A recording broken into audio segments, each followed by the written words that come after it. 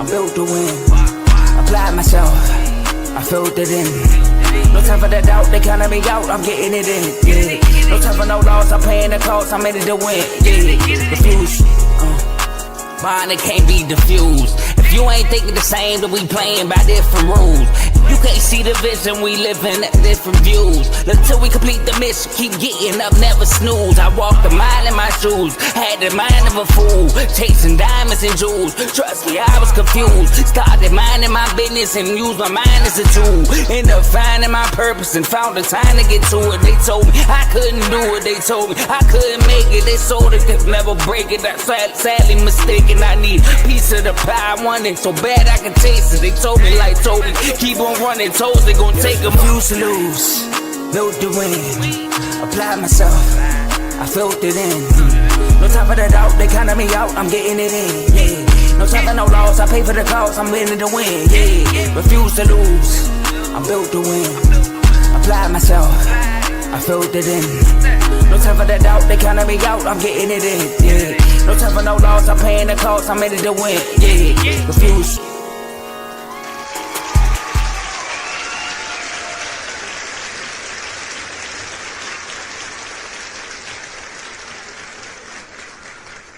Welcome to the Joe Jordan Show. I am your host, Joe Jordan, obviously, and today we're going to recap Week 6 of the NFL season. If you don't know, I'm a Commanders fan, and this is not a good morning. This is definitely not a good morning because we saw the Chicago Bears and the Commanders go head-to-head Monday night in front of everybody at home. And they slip up and lose the game by a game-winning field goal, 25-24. So make sure y'all subscribe, follow, and share this episode. Like I said, subscribe to the Joe Jordan Show. This is a new channel, fresh off the R2L Network, Refuse to Lose Sports Network. Make sure you subscribe to them also. We have other shows under the network. If you didn't know, we have a college show, CTC, Carl Talking College. Obviously, like I said, the main show, R2L Show on the Refuse to Lose Sports channel. Make sure y'all go check them out. Check us out. I'm actually on that channel. On that channel and that umbrella, we have Unfazed with myself and my boy AJ. So the R2L Show will be streaming live today at 7 p.m. Eastern Time. Unfazed will be streaming live today at 10 p.m. Eastern Time. So make sure y'all go check that out. We got FFC, Fantasy Football with Coach Coombs. Y'all know waiver wire is here on Wednesday. So make sure y'all tune in to FFC today. I believe he's going live at 9:30 a.m. this morning Eastern Time. Like I said, we got CTC, Carl Talking College. He will be going live today also on his channel. We have In the Red Corner. It's a boxing show with my boy Tomo, Ricky, and Todd. They just went live last night. So make sure you go check that out. Boost had a big fight that he won. So if you are a boxing fan, you definitely want to check that out. We have BWT, Baseball with Teddy. As you can tell, the baseball playoffs is going on right now, and we are in the championship rounds. So Teddy, he will be dropping episodes about what's going on in the playoffs. He just dropped the episode with the Yankees recap of the season because he is a Yankees fan. They just lost, right? So make sure y'all go check that out. We got RBO, Real Ballers Only. This is an NBA show. NBA is ramping up. As you can see that right now it's a preseason. They're about to go into the regular season this week, I believe, right? So make sure y'all tune in to RBO. And I believe that's all the shows. And let's get to it, man. The first game we're going to talk about, I mean, this is the elephant in the room. The Bears defeat the Commanders 25-24. What a bad way to lose a game. The Commanders did not deserve to win that game. They lose a turnover battle 3-0. Two of them by their star quarterback, Jaden Daniels. Turned the ball over twice One was an interception on the first drive in the end zone, which was terrible. And second one happened a fumble snap, like a fumble handoff on the last drive for the Commanders that set up a game-winning field goal for the Chicago Bears. So that was on Jaden Daniels for sure. The Chicago Bears, they were not good on third down. So were the Commanders. Both were not good. The Bears were 3 for 10. Commanders were 3 for 8. But the Commanders had 4 first downs off penalties on third down. So not on third down. They had 4 penalties that happened for them that gave them first down. So the Bears were shooting themselves in the foot all game with stupid penalties. Stupid penalties. I mean, Caleb Williams doing crazy things, missing guys wide open. Even on the other side of the ball, a touchdown was taken away because of an illegal formation. So a lot of things were happening for the Commanders, and they still didn't win the game because of turnovers. Total yards, the Bears 381, Commanders 329.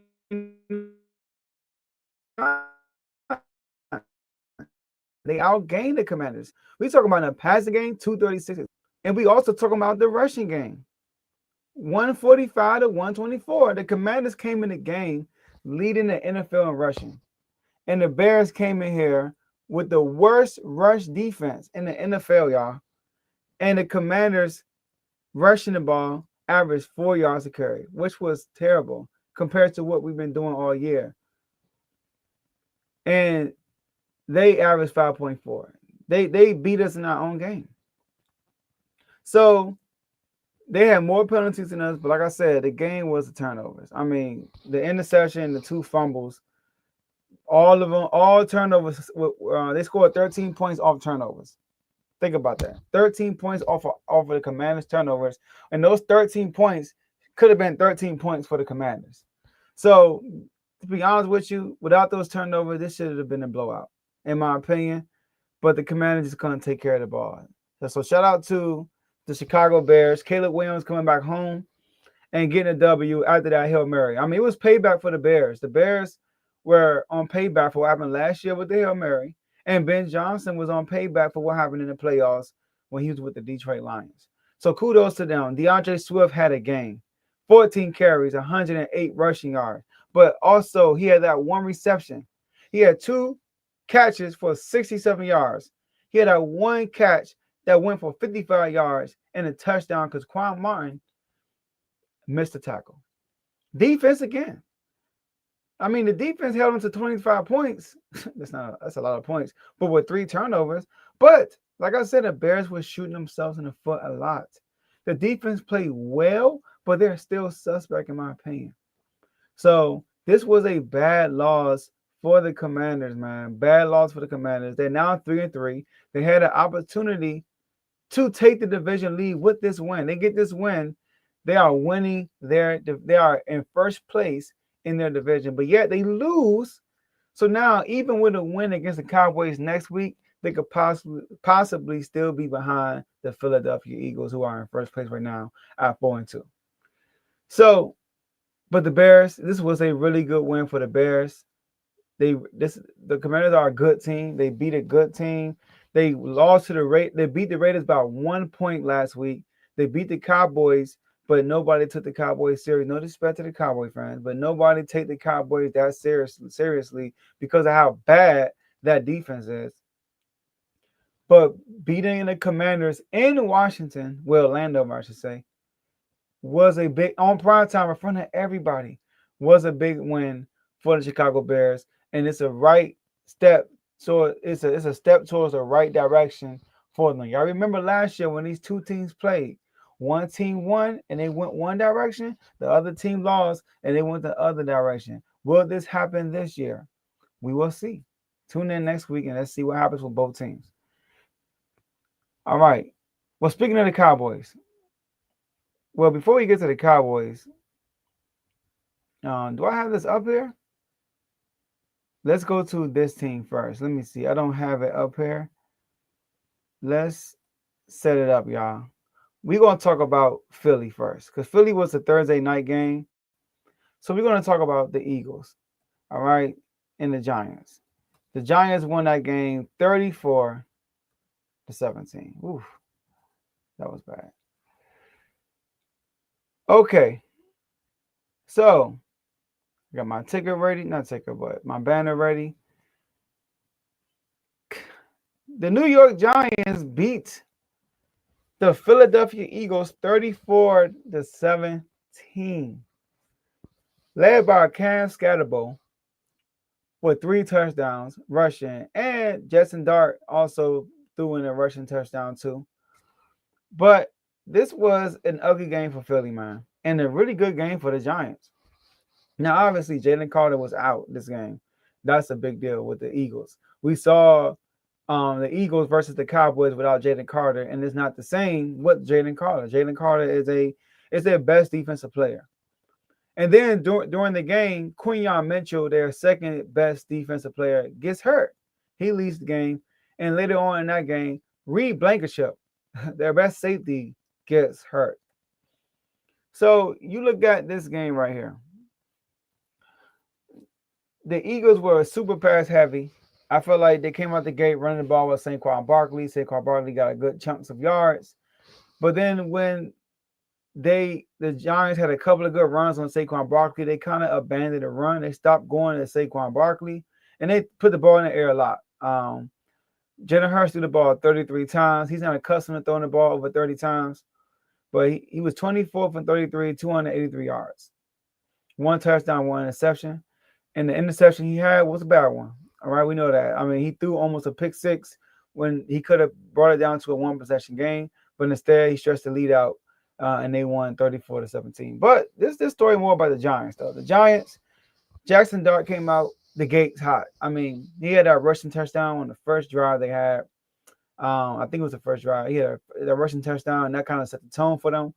But Cam Scatterbo, he was just a train wreck. I mean, he didn't have no super big runs. He didn't have an 18-yard run, but outside of that, he was just getting small chunks at a time and running people over. And when they got to the goal line, when they got in the red zone and the goal line, goal to go, Cam Scatterbo was not to be stopped.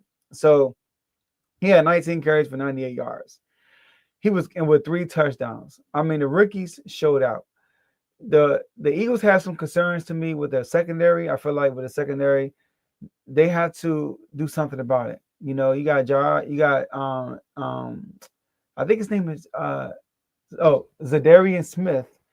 He retired yesterday, which is big. He retired yesterday. I mean, that just tells you a lot about what it looks like defensively or team-wise with the Eagles losing 2 games in a row. So the Eagles, I'm not too worried about the Eagles, but there are some funky smells flying around about, 2023 Eagles having that, Super Bowl hangover. Coming off the Super Bowl and they come into the season winning games by a small margin, and then they just flat out fall on their face at the end of the season. And it kind of smell like that. So let's see if they could bounce back next week. But like I said, this game says more about the Giants with the excitement they have around their new quarterback. And you can see the city is just, or the town, the city is just excited about it. When he went down that injury and went to the blue tent, I mean, we talking about the whole stadium was quiet. You got Brian Daboll yelling at the doctor. I don't think I've ever seen that before. Brian Daboll yelling at the doctor. He know his job is on the line. So Jackson Dart comes out the blue tent and the whole crowd erupts, go crazy. And Jackson Dart is a smiling man once again. It's funny because Russell Wilson comes in, he throws a bad play, and he just spazzes on the doctor. Like, get this bum. Sorry, I'm not calling him a bum, but that's what it looked like with Daboll. Get this dude off the field and get Jackson Dart back in the game, which was crazy. So Eagles lose that game. Eagles drop to 4-2. They still number 1 in the NFC East, but the Giants climb to 2-4. So they're only 1 game behind the Giants. 1 game behind the Commanders and a half game behind the Cowboys. So the NFC is closer than people think. Sad to say, if you are a Commanders fan.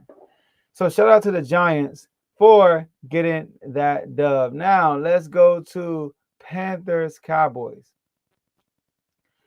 Panthers Cowboys. So this game was insane. Rico Dowdle came into this game days before the game, said they have to buckle up. Buckle up. The Cowboys need to buckle up. I'm going to bring that heat, and they're going to have to stop me. That's basically what he said. They're going to have to stop me. And did he not back up what he said? I mean, Rico Dowdle looked like Emmitt Smith. Looked like, I'm not going to say Deion Sanders because he ain't like Deion Sanders. He wasn't like doing stuff like that. But it's funny, I'm using Emmitt Smith because they played the Cowboys. He looked like Emmitt Smith. And that offensive line looked like the old Dallas offensive line. Rico Dowdle had 30 carries, 183 rushing yards, 6.1 yards per carry.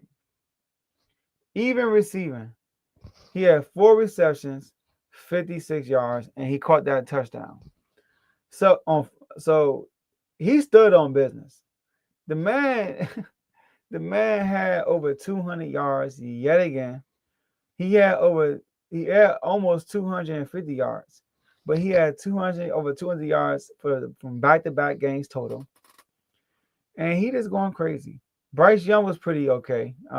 He made some key plays. That 4th down play they made was really good. But the Cowboys, the bright side about the Cowboys, I would say, is George Pickens. George Pickens went crazy, man. The man had 9 receptions, 168 yards, and a touchdown. He averaged 18.7 yards per catch, which is crazy. Per day. 9 catches on 11 targets, y'all. That's really good. That's really good. I mean, he was torching these dudes. I'm not gonna lie, like he was unstoppable. He was really unstoppable that game, and Dak was Dak. Dak played good. I mean, Dak didn't play bad. He was 25 for 34, 3 touchdowns, 261 yards. He didn't play bad at all to me. I don't look at this game and say it was Dak's fault. I look at this game and say it was a defense fault. The defense getting ran up and down the field. The defensive coordinator, Ubrich, right? They got to move on from him. I'm sorry. I've seen enough. We're talking about every single game they've been bad. The only thing they could hang their hats on, so it's only one game they haven't been bad. It's against the 0-6 Jets. Outside of the 0-6 Jets, they haven't been good. You might say the Eagles game after the Thunder came, after the Lightning came, yeah, they were pretty okay. But before that, they were not. So I don't know, man. Like they need to fire that man. I need to move on from him. Like you had the Cowboys fans, they're ready to move on from him, but they're saying that Jerry is not ready.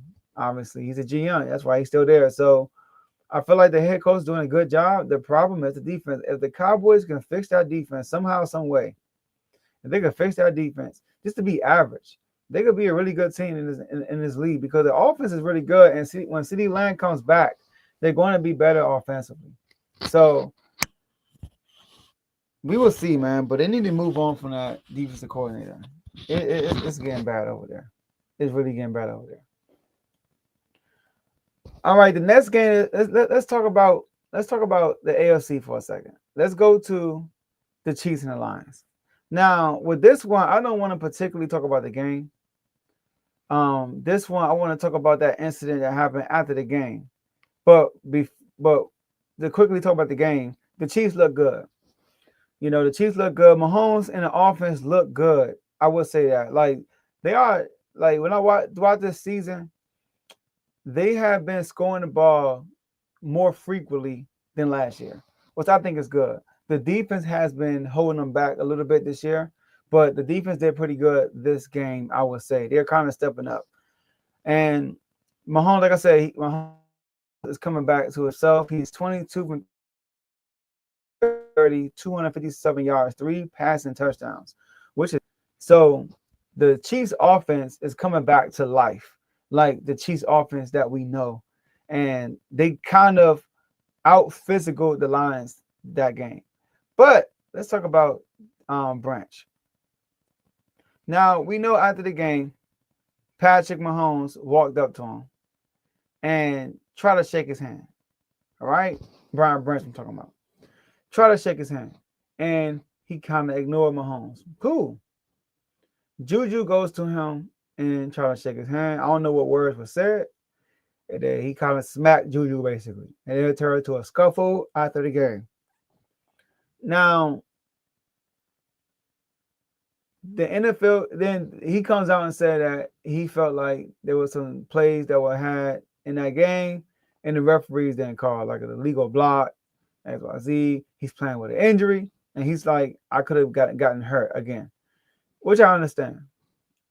But my thing is, if you have an issue, you have to like do it on the field. I'm sorry. Now, especially on the national televised game, I like what Dan Campbell came out and said. He came out and said like he loves them, but they don't tolerate that. That's something you just don't do.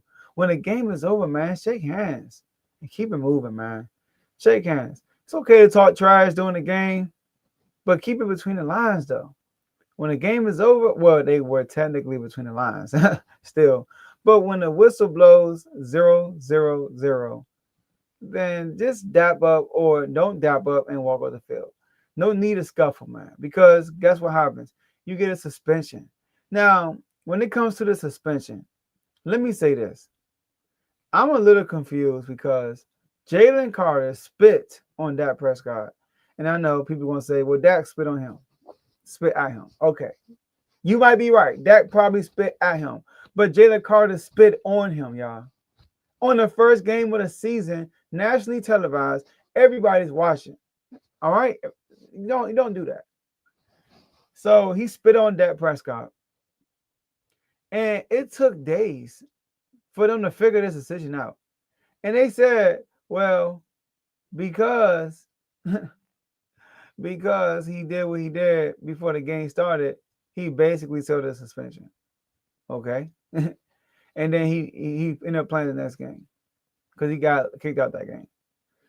But Brian Branch situation, the next morning, they came out with a decision to suspend him, which I don't get.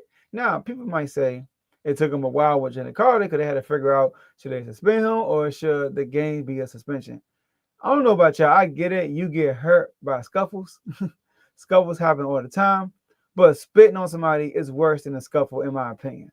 Spitting on somebody is probably the most disrespectful thing you can do with somebody. So I was a little confused, I'm not going to lie, when the NFL came out with that decision so fast to suspend him for one game. So do I agree with the suspension? Yes. But do I agree how fast it came out compared to Jalen Carter's? No, it was confusing. I'm not going to lie, y'all. But he did deserve the suspension because it's a national televised game, and the NFL can't have that. Like, you can't do that, man, post-game. And then Ryan Clark said this, and I thought it was interesting. He said Patrick Mahomes tried to break it up, and imagine if he would have got hurt. The golden goose of the league would have got hurt off of a scuffle. Come on, man. It's not right, and he deserves the suspension. I'm pretty sure he's going to learn from it. He does have a history. So, but I feel like he learned from it. He learned from it. So hopefully he did. Sticking with the AFC, let's talk about Tua, man. More drama off the field, right? More words were said off the field. And this time it was Tua Tagovailoa. Let me pull up this stuff. Hold up. Here we go. All right. So the Dolphins lose the game 29-27. Okay, give me. All right, give me. There we go. All right. So the Dolphins lose this game 29-27. This game was so back and forth, in my opinion. And where in a way, like the Chargers were moving the ball, but they just couldn't punch it in for touchdowns. They settled for a lot of field goals. And how many field goals they kicked? They settled for a lot of field goals this game. They had made 5 field goals. It was 5 and 5. They settled for a lot of field goals because they just couldn't punch it in. They got it in the end zone twice. They got 2 touchdowns.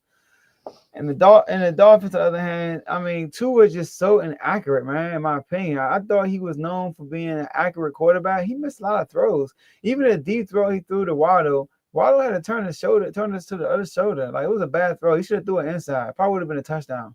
But he threw it on the outside, and it was a juggling catch.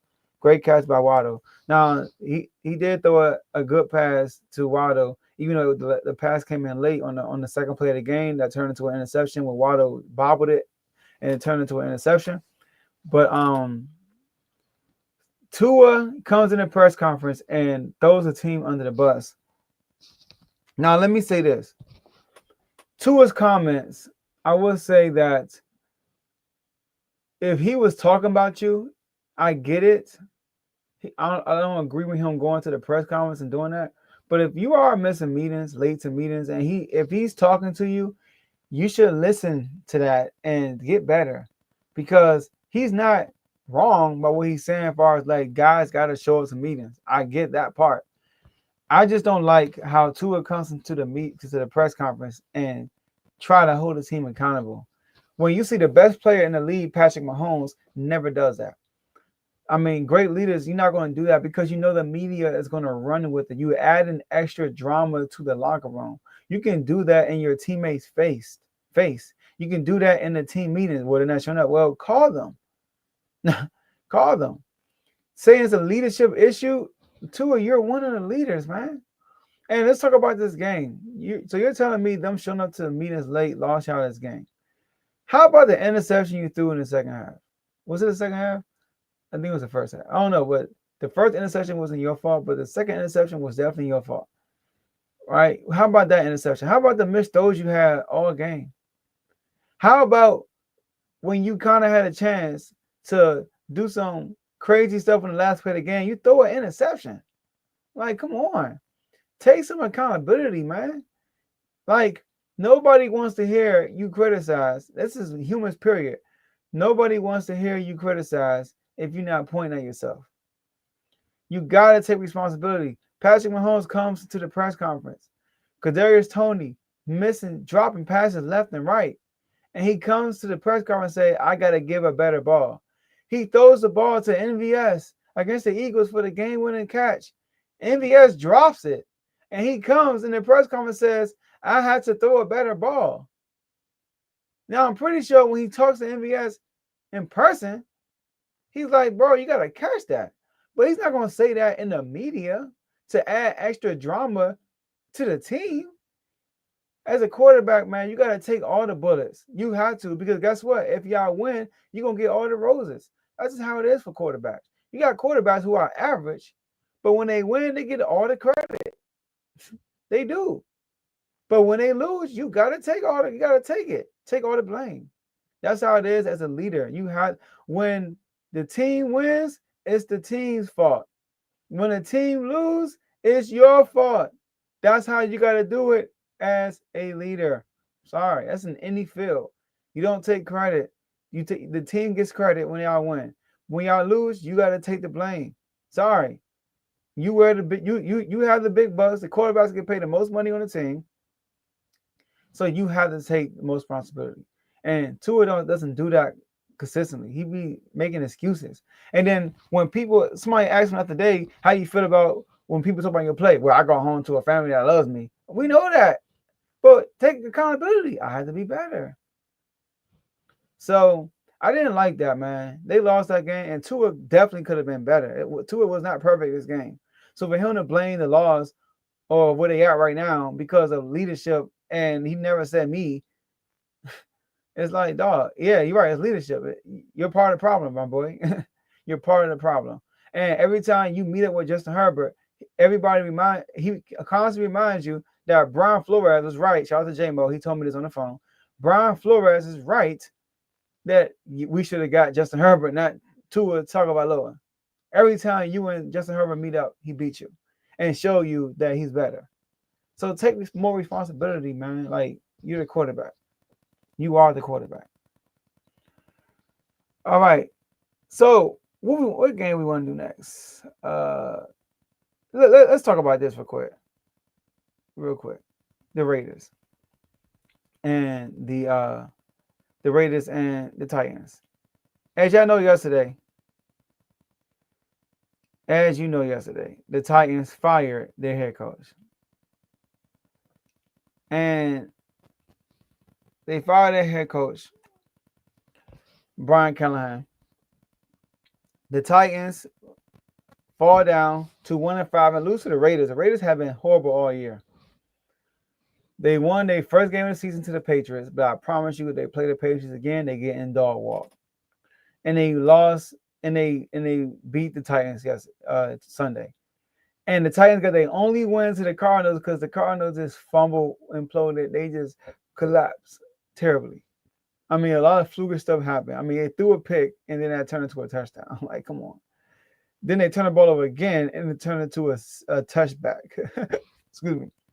So the Titans, they fired their head coach. Now, Brian Callahan's a young coach, but I'm in the opinion, I believe when you draft a rookie, a high pick rookie, first, second, third overall, start with a new regime.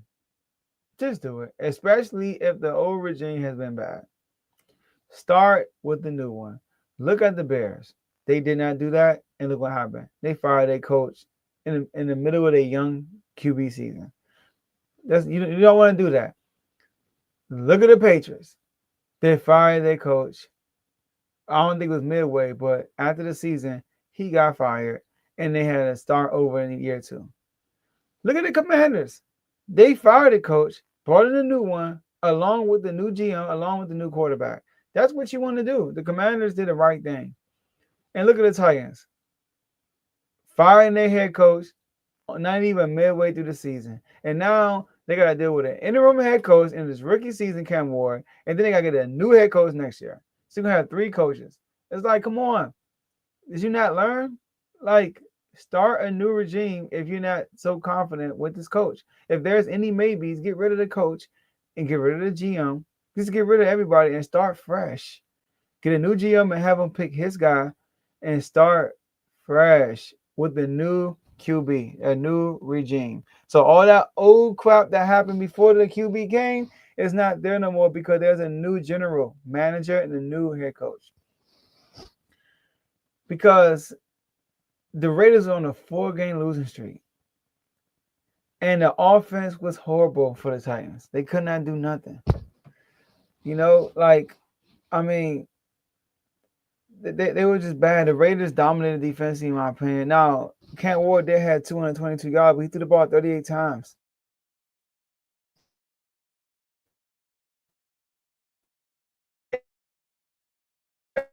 One interception. QBR was 13.7. 20 Raiders offensively wasn't good either, but they got 20 points on the board, and the Titans got 10. That's a sturdy game. I'm sorry. So Brian Callahan, I'm sorry, man. Like I had high hopes for you last year. I'm not gonna lie, because your dad's a good coach. But sorry, the Raiders made it. I mean, the Titans should have did this long ago when they drafted Cam Ward. You want to bring in a new regime when you got a new QB coming in. All right, so let's go to the next game. Patriots and Saints. Let's talk about the Patriots for a second. So in our NFL chat, we have a chat for, if you click the first link in the description, you could become a member of the Refuse to Lose family. And we have chats, y'all. We have chats for every sport. And on Instagram. And in our NFL chat, there's some little competition going on. Drake May versus Jaden Daniels. And I'm smack in the middle of that competition. But I got to give Drake May his props, man. He's definitely an MVP candidate right now. He was 18 for 26 for 261 yards, 3 touchdowns. Now, it's crazy because his numbers could have been a lot better, but 3 big plays that he had were taken back because of penalty, and 2 of them were because of Stephon Diggs. The first one on Stephon Diggs, that wasn't nothing. That was a terrible call, and it was a touchdown. I believe it was a touchdown. This is crazy. And then the second one was a deep pass by Stephon Diggs, but he did push off. I will say that. And I forgot what the other one was, but there was 3 big plays by Drake May that were taken away. And they still won the game 25-19. Now, the Saints are not a bad team. Sorry, the Saints are a bad team. They're 1-5. But they played some teams close, though. And the Patriots had to thug it out in this game. And shout out to Booty. And Demario Douglas, man. Demario Douglas had some great that first touchdown he had was crazy. Like his moves were insane. The touchdown that got taken back was insane also. But Kayshon Boutte played really good, man. I mean, that game to me, that was one of his best games in my opinion. He had he only had 5 catches, but he had 2 touchdowns, and he was catching some contested catches. You know, like looking like the receiver they drafted him to be. So Stephon Diggs did pretty okay. Like I said, he had that 1 push off, but he had 28 yards, 3 sessions. But Drake May was terrific, man. I mean, running the ball, they were not great, but in the air they were. Henderson had 9 carries for only 27 yards, and Stevenson had 13 for only 18 yards. That man averaged 1.4 yards a carry. Good thing he didn't fumble, but Drake May was really good. Drake May is definitely an MVP candidate. They are number 1 in the division now with the Bills' loss to the Falcons. And shout out to the Patriots, man. Shout out to my boy Teddy. Shout out to Jovan. Shout out to my boy Mike. Who was a Patriots fan in our community? I think those are all the. Oh yeah, shout out to my boy Tony. And yeah, shout out to y'all, man. Y'all first place in the AFC East. Drake May is definitely an MVP candidate. He's not better than, like, going back to that, I don't think he's better than Jaden Daniels right now. I mean, and the reason why is because he has to put more on the table. That's it. But he's having a great season. I don't want to take nothing away from this kid, man. He having a great season so far. That Raiders loss is kind of hurting y'all. Y'all could be 5-1 right now. But hey, it happened. It was the first game of the season. The Steelers game also. But they're 4-2. And they could easily be 6-0, tell you the truth, man. I'm not gonna lie. And shout out to Mike Vrabel. You see what a new coach can do for a team. Now imagine if Mike Vrabel came last year.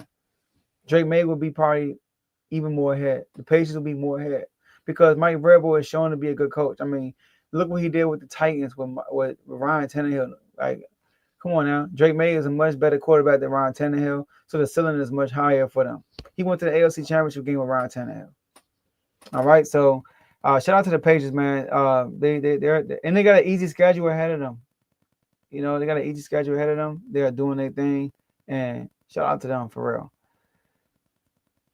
All right, we're going to talk about 2 more games, y'all. Let's talk about the Steelers and the Browns. All right, so I'm not going to talk too much about the game, but I do want to say this: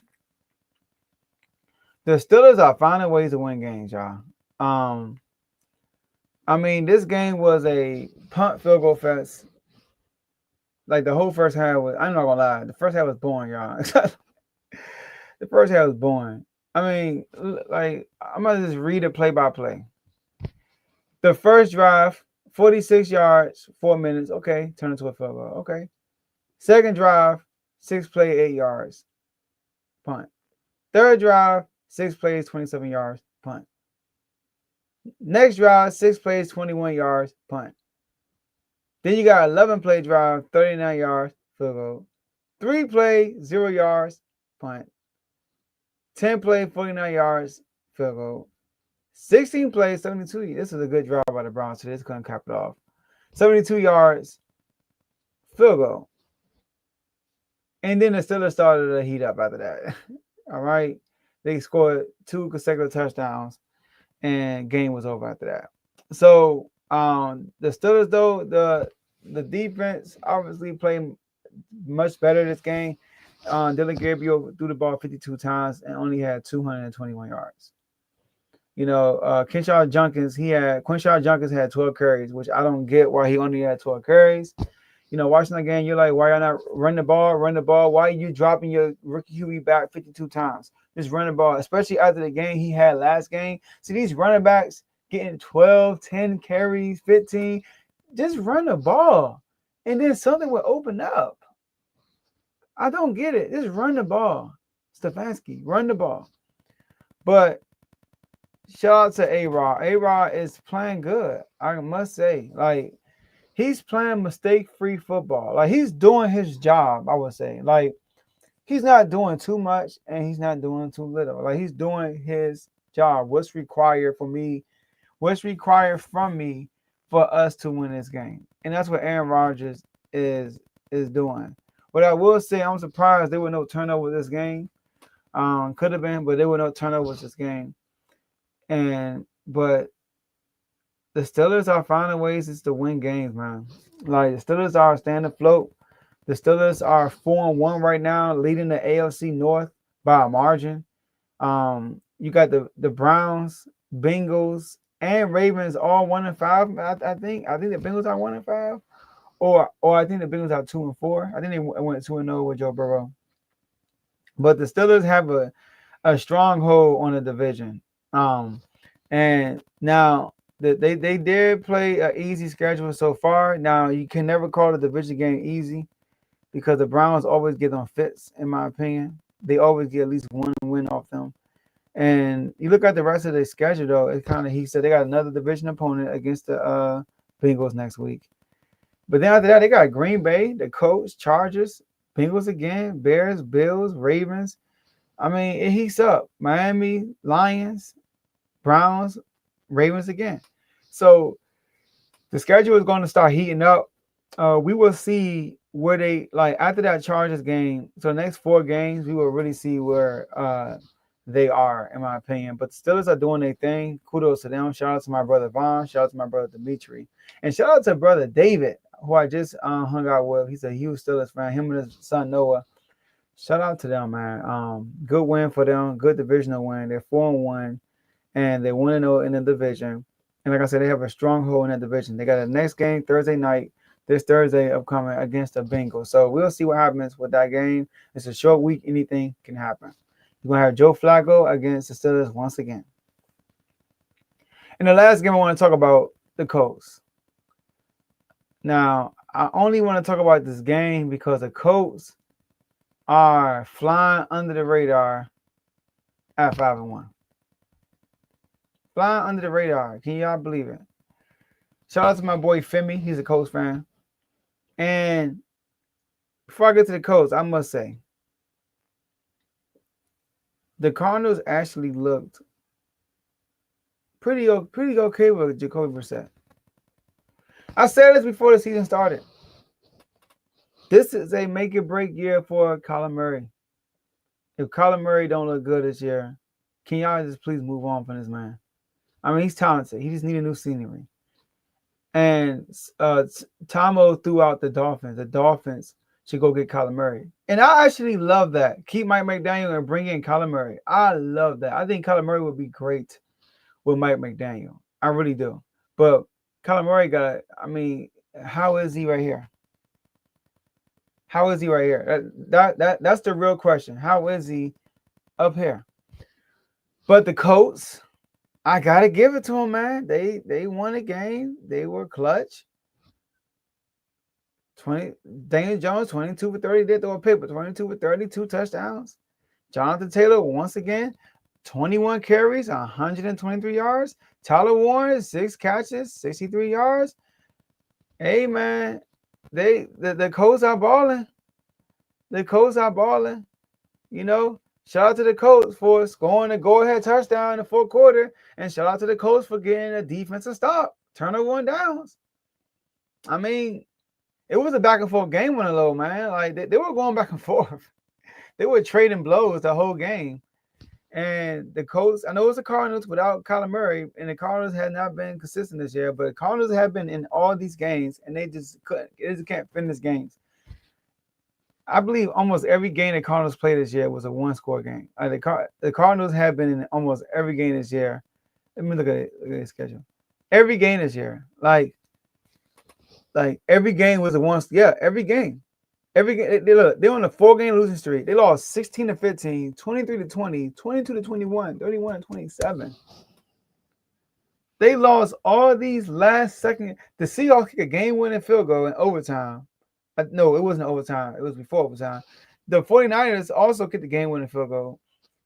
The Titans, they kicked the game-winning field goal, and the Colts had a game-winning touchdown basically in the fourth quarter with like 4 minutes left.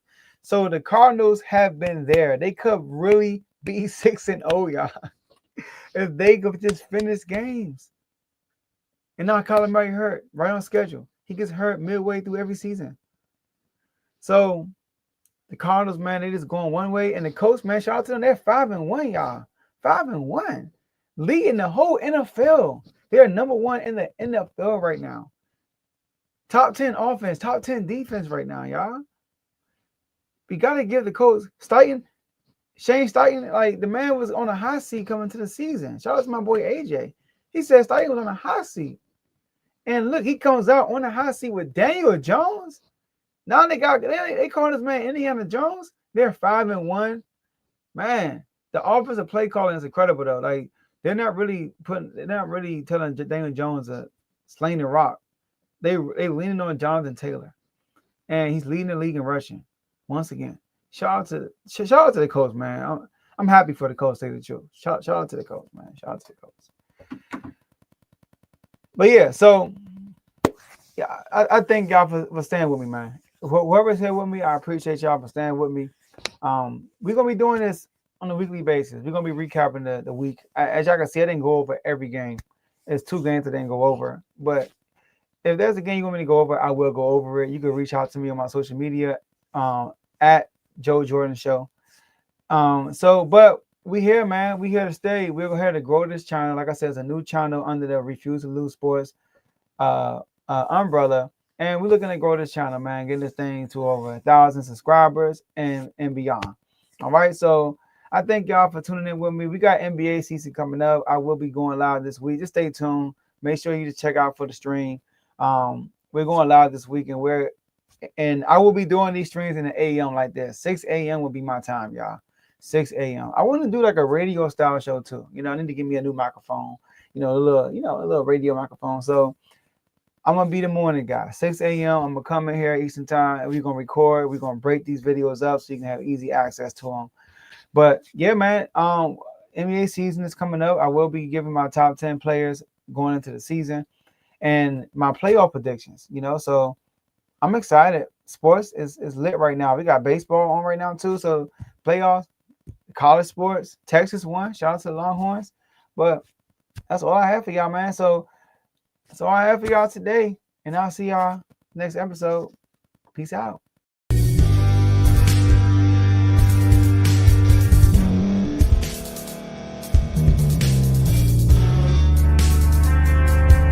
Thank you for staying to the end. If you're watching this on YouTube, please like this video, subscribe, and also hit that notification button so you can be notified next time we put out a video. If you're listening on any podcast platform, subscribe and hit that notification button, y'all, so you can be notified we put out another podcast audio.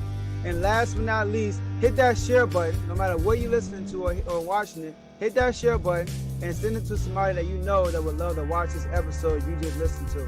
So once again, thank you for staying to the end, and we'll see y'all in the next episode.